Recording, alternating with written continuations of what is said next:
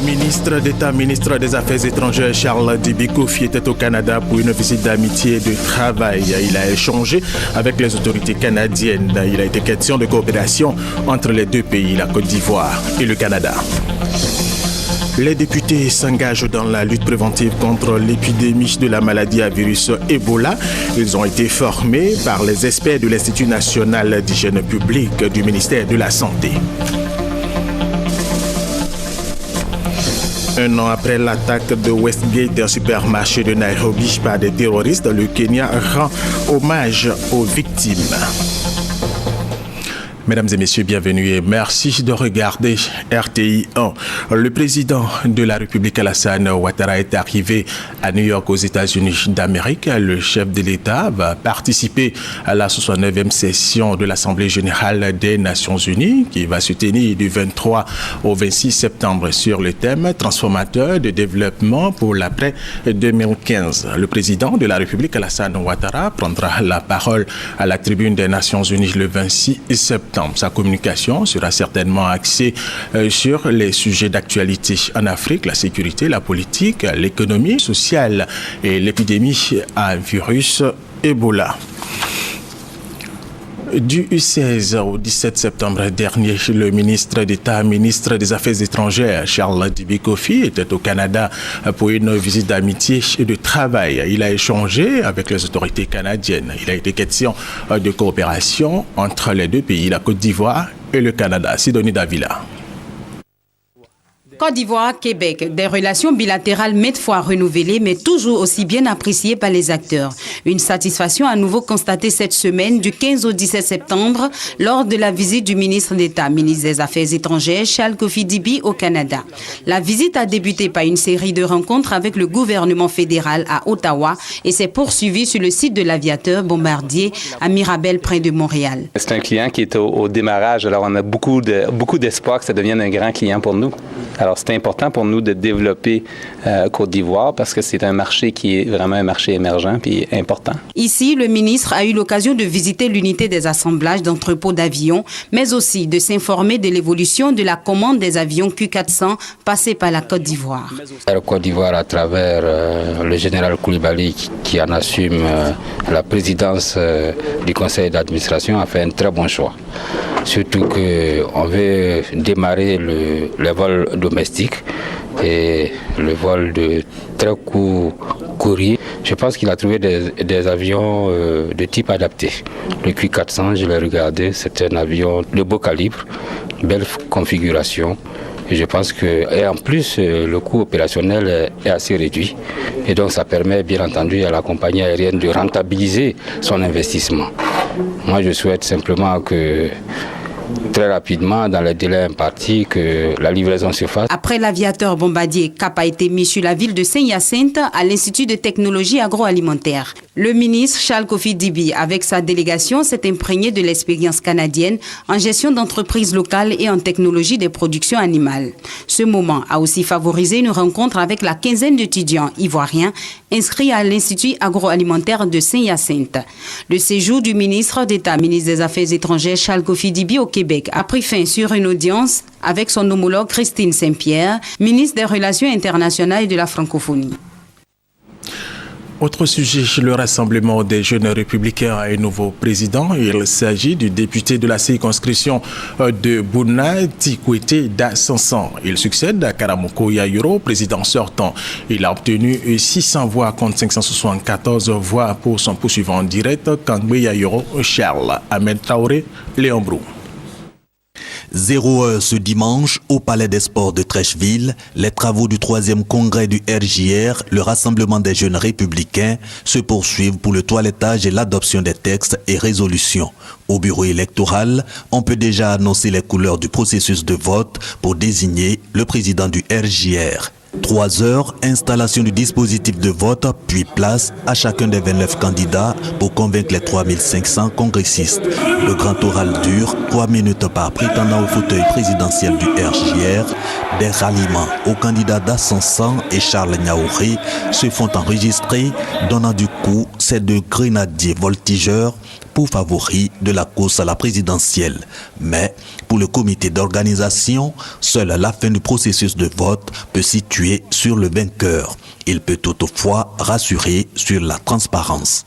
Difficile toujours de savoir qui succédera à Karamoko Yayoro à la tête du RJR, les dépouillements en cours ayant ajouté au duo favori un troisième candidat à la personne de Diané Ibrahim.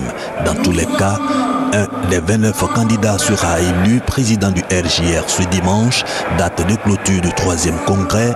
Les dispositions sont déjà prises par le comité d'organisation. Voilà, et nous vous le disions, le Rassemblement des jeunes républicains, donc un nouveau président. Il s'agit du député de la circonscription de Bouna, Tikwete d'Assansan. L'Observatoire de la solidarité et de la cohésion sociale a présenté le diagnostic analytique des tendances de la cohésion sociale en Côte d'Ivoire. C'était à l'hôtel du district d'Abidjan. On en parle avec Ahmed Traoré et Abou Sanogo. Organe de veille et d'alerte précoce, l'Observatoire de la solidarité et de la cohésion sociale est chargé de fournir aux décideurs des informations stratégiques. Objectif, les aider à définir des politiques, programmes et projets aux besoins des populations. Et également aboutir à court terme à l'élaboration d'un plan stratégique d'intervention. La solidarité et la cohésion sociale sont de nos jours affichés comme des éléments indispensables pour parvenir à un développement durable. Pourtant, la notion de solidarité est une valeur cardinale qui existait autrefois dans toutes nos sociétés africaines. Pour soutenir les actions du gouvernement qui consistent à rendre la Côte d'Ivoire émergente à l'horizon 2020, l'Observatoire de la solidarité et de la cohésion sociale a produit un rapport sur le diagnostic analytique des tendances. Il s'agissait de faire en sorte que la population puisse connaître les résultats des travaux que l'Observatoire a organisés tout au long de cette année. Et c'est pour cela que nous avons profité de la quinzaine de la solidarité pour présenter le rapport sur les tendances de la cohésion sociale, l'équipe de campagne sur la communication en matière de solidarité et cohésion sociale et puis la commission locale d'Abobo. Créé en 2008 après les accords politiques de Ouagadougou, l'Observatoire de la solidarité et de la cohésion sociale a véritablement commencé à fonctionner à partir de 2012. Le ministre de la Solidarité, de la Famille, de la Femme et de l'Enfant a remercié et félicité ces structures pour le travail déjà abattu et l'exhorte à en faire davantage. Le programme de relèvement et de réintégration communautaire de l'autorité pour le désarmement, la démobilisation et la réintégration a organisé un atelier. Il a été question de prévention et de gestion de conflits au profit des leaders communautaires et des ex-combattants. Emmanuel. Une journée pour donner aux leaders communautaires et aux ex-combattants les rudiments pour prévenir et gérer les conflits. L'initiative du programme de relèvement et de réintégration communautaire, une des composantes de la DDR, l'autorité pour le désarmement, la démobilisation et la réintégration, vise à créer la cohésion entre les ex-combattants et les différentes communautés. Les activités de réintégration communautaire et de cohésion sociale accompagnent la réintégration des ex-combattants. Parce qu'à la DDR, lorsque l'ex-combattant est désarmé, il est démobilisé, il a un projet. Mais lorsqu'il a un projet, il va quitter le camp militaire pour aller s'installer dans une communauté. Donc quand il arrive dans la communauté, pour que ce ex-combattant soit accepté par la communauté, nous menons des actions de réhabilitation d'infrastructures, des actions de cohésion sociale. Au terme de la formation, les participants devront être capables de prévenir un conflit naissant, de savoir communiquer en période de crise et de savoir utiliser les techniques de réconciliation, de négociation et de médiation des conflits. Le bon leader communautaire, ce sera, en dehors des qualités de leader que tout le monde connaît, ce sera quelqu'un qui est au service de sa communauté, qui est disponible, qui aide les uns et les autres à régler leurs problèmes, mais toujours en ayant à l'esprit que la plus-value que le leader peut apporter, c'est quand il aide non seulement à la résolution d'un problème, mais qu'il aide surtout à ce que les relations entre les différentes parties en conflit soient sauvegardées après le règlement des problèmes. Les participants se disent satisfaits des enseignements reçus. Ils assurent que les leçons apprises seront mises en pratique au moment opportun. Pour régler un conflit, il ne faut pas se limiter aux conséquences. Il faut connaître les sources du conflit. Qu'est-ce qui a entraîné le conflit? Qu'est-ce qui est à la base du conflit? En arrivant à la la maison, je pense bien que je mettrai ça en pratique pour pouvoir me réconcilier avec mon voisin direct, avec qui depuis un certain nombre d'années, nous avons des relations vraiment tendues. Cette formation a réuni une cinquantaine de personnes. Elle a été possible grâce à l'appui financier du Fonds japonais et du PNUD. Les anémies et les cancers sont deux maladies qui préoccupent et posent parfois des problèmes de santé publique. Ces deux maladies ont constitué le thème principal d'un congrès scientifique, celui de la Société ivoirienne d'hématologie, oncologie, immunologie et de transfusion sanguine. Christelle Ménard. C'est le deuxième congrès scientifique de la Société ivoirienne d'hématologie, oncologie, immunologie et transfusion sanguine, CIOTS. Au cœur des échanges, les anémies et les cancers, des pathologies dont l'incidence ne cesse de croître et dont la prise en charge gagnerait à être davantage améliorée. La CIOTS s'y est engagée depuis sa création en 2012. C'est très important pour la Côte d'Ivoire d'avoir une telle société qui réunit donc tous les spécialistes des maladies du sang et tous les spécialistes du cancer. On sait que ce sont des pathologies, ce sont des maladies, je dirais, qui ont un fort impact dans nos populations. Lutter contre les maladies cancéreuses, les maladies du sang et du système immunitaire en Côte d'Ivoire, en initiant et promouvant les activités de recherche et de soins médicaux. La CIOTS mise aussi sur la synergie des savoirs, une soixantaine de présentations et communications réalisées lors de ce congrès qui a réuni d'éminents spécialistes originaires d'Afrique et d'Occident. Nous voulons voir, en évitant tous nos collègues spécialistes, quel est l'état d'avancement des travaux et qu'est-ce qu'on peut faire à notre niveau. Nous avons besoin de moyens, n'est-ce pas, pour optimiser vraiment la prise en charge de nos malades, notamment la radiothérapie. Il nous faut un centre de cancérologie et il nous faut également la greffe de moelle osseuse, qui sont des outils indispensables pour permettre à ce que nos parents, n'est-ce pas, puissent guérir du cancer. Il ne faudrait pas qu'on soit toujours en train d'évacuer les malades outre-Atlantique. Les besoins sont encore nombreux, toutefois l'espoir semble permis au regard des progrès réalisés en Afrique en matière de diagnostic, de traitement mais aussi de formation. Les anémies et cancers restent une préoccupation croissante pour les praticiens des pays en développement. En Côte d'Ivoire, 16 000 nouveaux cas de cancer sont attendus chaque année selon le registre oncologique d'Abidjan. Le tableau est tout aussi sombre concernant l'anémie. L'OMS estime sa prévalence à 30% chez les enfants de moins de 5 ans, alors que la sécurité transfusionnelle est loin d'être garantie aux populations. Deuxième grand titre de cette édition, les députés s'engagent dans la lutte préventive contre l'épidémie de la maladie à virus Ebola. Ils ont été formés par les experts de l'Institut national d'hygiène publique du ministère de la Santé. Christelle, mais non, plutôt Gabriel Zani. La menace de la maladie à virus Ebola est réelle. Plus de 2000 décès dus à la maladie en seulement 7 mois au Libéria et en Guinée, des pays frontaliers. Le virus est aux portes de la Côte d'Ivoire. La vitesse de sa propagation et la facilité de contagion interpellent les députés. Un comité de veille a vu le jour au sein du Parlement. Les membres de ce comité se forment sur la lutte préventive contre l'épidémie. Notre objectif, c'est d'être formés pour répercuter l'information au niveau du terrain. Parce que pour nous, il n'y a pas mieux que le député élu de la population, représentant de la population, pour passer le message de la sensibilisation. Élu du peuple, le député est un maillon essentiel de la sensibilisation des populations. Face à l'ampleur de la menace du virus Ebola, les parlementaires ivoiriens ont décidé d'accompagner le gouvernement dans son action de sensibilisation en mettant en place un comité de veille. Dans leurs actions, les députés comptent amener le gouvernement à adopter des mesures d'accompagnement pour éviter la paupérisation des habitants des zones rurales. Nos prochaines actions se feront dans nos différentes localités. Il s'agira, comme indiqué plus haut, de sensibiliser nos populations sur la menace de la fièvre hémorragique à virus Ebola. Et pour cela, nous avons besoin de l'appui de tous afin que les résultats escomptés puissent être atteints. Ce projet de formation se fait avec l'appui du Programme des Nations Unies pour le développement et l'Organisation mondiale de la santé. Après, les députés suivront la formation des policiers et la sensibilisation dans les gares routières et les écoles. Durant 3 mois, 2337 policiers seront répartis dans les commissariats frontaliers, à l'aéroport, au port et à la gare ferroviaire, avec pour mission empêcher l'entrée du virus en Côte d'Ivoire. Et cette information, un missionnaire catholique espagnol, Manuel Garcia, a été contaminé par le virus Ebola en Sierra Leone. Il est le deuxième ressortissant espagnol à être contaminé par le virus. Il a été rapatrié dans la nuit de dimanche à ce lundi en avion militaire à Madrid, où il est hospitalisé à l'hôpital Carlos III.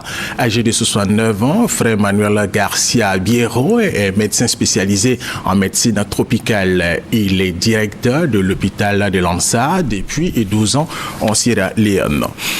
Autre information pour la formation continue des instituteurs, le ministère de l'Éducation nationale et de l'enseignement technique veut expérimenter une nouvelle méthode. Il s'agit de l'IFADEM, l'initiative francophone pour la formation à distance des instituteurs. Plus de détails avec Emma Niamien. Une nouvelle approche de la formation continue des instituteurs en expérimentation. Ce dispositif innovant qu'est l'IFADEM, l'initiative francophone pour la formation à distance des maîtres, vise à améliorer la formation continue des instituteurs. Jusqu'à présent, la formation des enseignants est basée sur le présentiel, c'est-à-dire l'encadreur se déplace vers l'enseignant ou l'enseignant se déplace vers l'encadreur. Et ces déplacements ont un coût que la Côte d'Ivoire ne peut pas supporter durablement. D'où l'intérêt d'introduire une autre forme de formation continue qui est la formation à distance, qui nous permettra de faire des économies qui vont être réinvesties dans la documentation pédagogique. Pour cette phase expérimentale, 2 directions régionales de l'éducation nationale et de l'enseignement technique ont été choisies. Il s'agit de Gagnoa et Abengourou. 596 instituteurs adjoints sont concernés pour cette phase pilote. La formation débutera du lundi 22 au mercredi 24 septembre au CAFOP d'Abengourou et du lundi 22 au samedi 27 septembre au CAFOP de Gagnoa. La formation dure 9 mois, de septembre 2014 jusqu'à juin 2015. Au terme de ce parcours de formation, il y aura la certification de la formation. Elle sera diplômante et en plus, elle va être prise en compte dans la carrière des enseignants. Le dispositif de formation de l'IFADEM est hybride. Il allie la formation en présentiel et la formation à distance. Le projet IFADEM a été conçu en 2008 par l'Organisation internationale de la francophonie OIF et l'Agence universitaire de la francophonie AUF pour aider les États membres à atteindre les objectifs d'une éducation de qualité pour tous. À ce jour, 8 pays sont bénéficiaires de l'IFADEM, dont la Côte d'Ivoire. Et nous allons rester dans le domaine éducatif. La rentrée scolaire 2014-2015 a été fixée, vous le savez, au 15 septembre dernier. Et les cours ont donc repris dans plusieurs localités. Mais à Diaké, la rentrée n'est pas encore effective. Les parents d'élèves traînent, faute de moyens financiers. Les enfants de la communauté Rasta d'Abidjan peuvent effectuer leur rentrée scolaire en toute tranquillité. Ils ont reçu des kits scolaires de la part de l'organisation non gouvernementale Onclobacan. Franck Quadio. Des kits scolaires pour les enfants des Rasta du district d'Abidjan. L'initiative est singulière. Elle est de l'ONG Onclobacan qui a posé ses valises à Vridi et à Cocody Centre. Dagri Marie-Geneviève veut par cette action permettre aux enfants de la communauté Rasta, les parents souvent en proie à quelques difficultés financières, de débuter la rentrée scolaire sous de bonnes dispositions. Je suis enfant Rasta de Cocody. Je remercie Maman Onclobacan pour les kits scolaires. Yopougon, Adjami, Abobo, des enfants venus de différentes communes d'Abidjan. Cette ONG entend poursuivre son action au sein de cette même communauté, en ligne de mire les fêtes de fin d'année. Le ministère de l'Environnement poursuit son opération de déguerpissement des populations vivant dans les quartiers précaires du district d'Abidjan après les dégâts causés par les récentes pluies diluviennes. Et cette opération décidée par le gouvernement revêt un caractère très important pour l'esthétique urbaine de la ville d'Abidjan. Des images de ce déguerpissement dans nos prochaines éditions. La direction des cantines scolaires a remis à la coopérative Djegeya Dodjene l'unité semi-industrielle de production d'Atieke Adja Nabito Sissé. Sa valeur, 55 millions de francs CFA. Cette unité va contribuer à l'amélioration des conditions de travail des groupements mobilisés autour des cantines scolaires. Connu par Gassoro et Magnamia. Par ce geste, le préfet de la région du Kabadougou, représentant la ministre de l'Éducation nationale et de l'enseignement technique, Kandia Kamara, vient de remettre officiellement l'unité semi-industrielle de production d'Atieke Adja Nabito Sissé à la coopérative Djegeya Dodjene. Les femmes de cette coopérative ont pris la responsabilité d'approvisionner les cantines en vivres et particulièrement en bon Atieke de chez nous. L'unité de production d'Atieke Maman Adja Nabito Sissé procurera des bénéfices économiques durables à la région du Denguélé. D'une valeur de plus de 55 millions de francs CFA, cette unité de production d'Atieke permettra l'autonomisation graduelle de la gestion et de l'approvisionnement intégral des cantines en produits locaux. Quand elles vont produire l'Atieke, elles vont vendre une partie de l'Atieke et une partie de l'Atieke va revenir aux enfants des cantines scolaires de la ville de Dodjene. Les responsables de la coopérative Djegeya Dodjene s'engagent à en faire bon usage. L'usine est là pour le développement et diminuer la pauvreté à Dodjene. Je promets à Madame la ministre de prendre l'usage de cette unité de production d'Atieke. La présidente de cette coopérative a reçu des mains du préfet des régions la convention et les clés de l'unité semi-industrielle de production d'Atieke Adja Nabito Sissé. Une visite des locaux et la remise d'échantillons d'Atieke de cette unité aux autorités a mis fin à la cérémonie.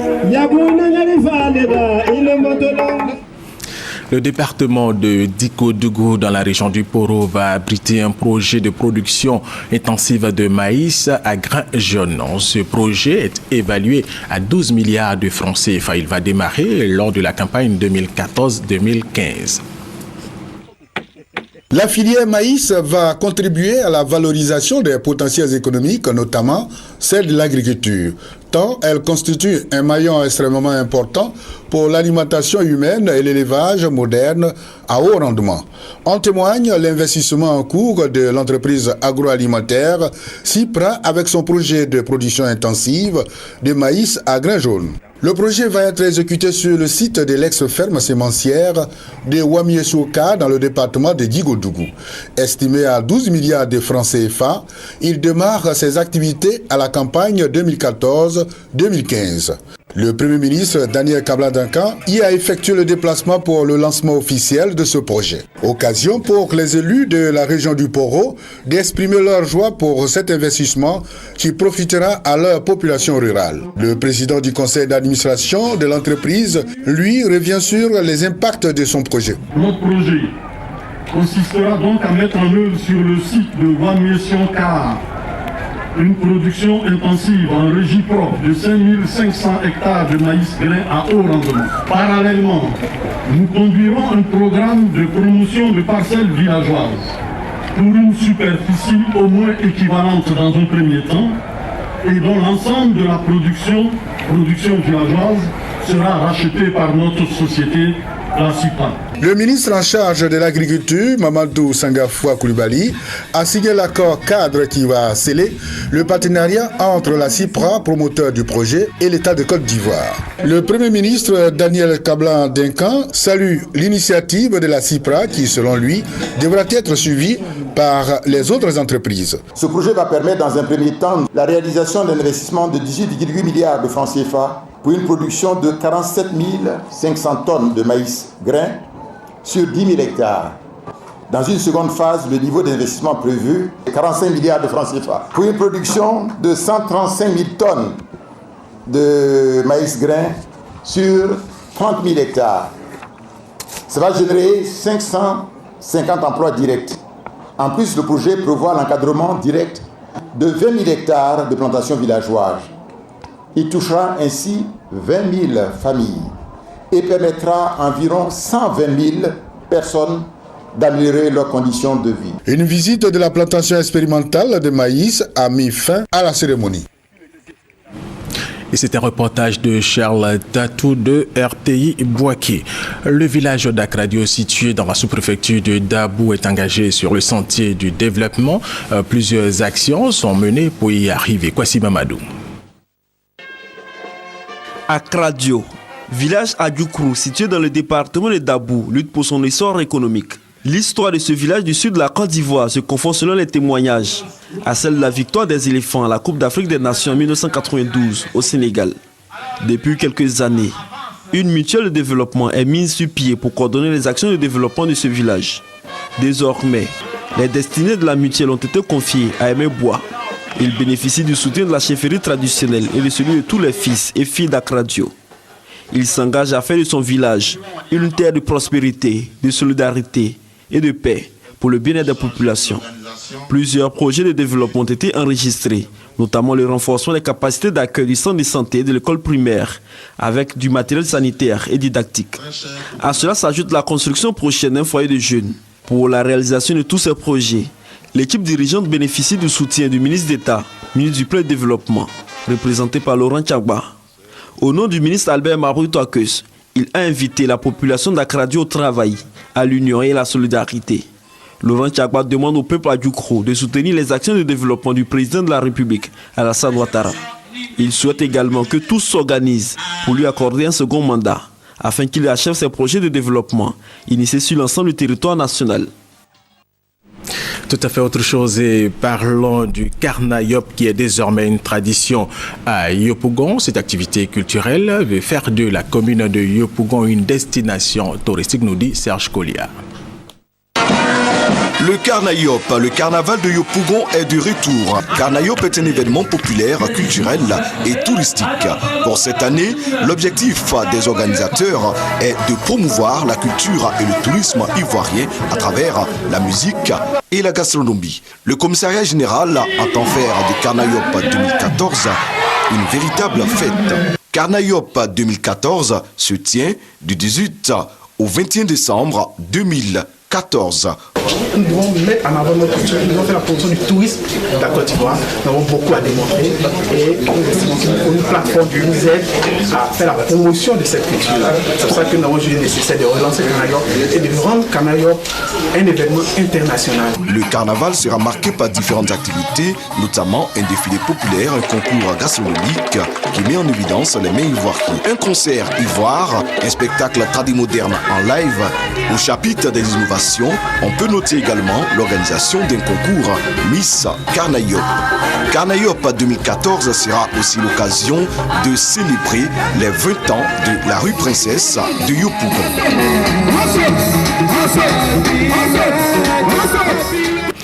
Et c'est la fin de cette édition. Merci de l'avoir suivi. Restez avec nous sur RTI 1.